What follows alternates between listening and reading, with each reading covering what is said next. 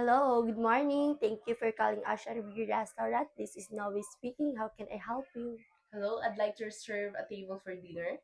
Sure, may I have your name, please? I'm Regine Durante. Okay, ma'am.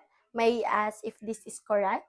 Regine as in R for Romeo, E for Echo, G for Golf, I for India, N for November, and E for Echo. And then Lorante as in L for Lama, O for October, R for Romeo, E for Echo, N for November, T for Tango, and E for Echo. Is that correct, ma'am? Yes, it's correct.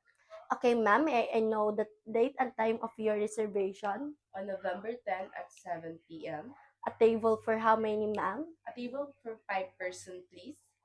All right, please hold on, ma'am, while I check the table available. Okay. Okay, ma'am, thank you for waiting.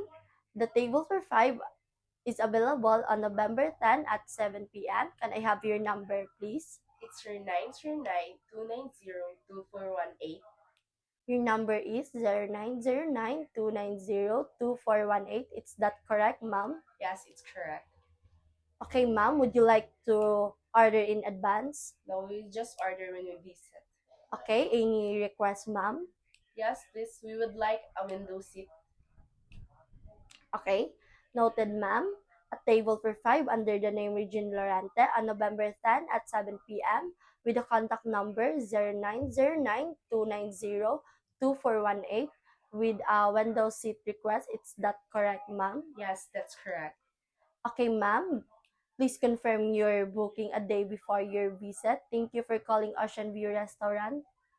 Thank you so much. Okay, ma'am. Have a great day.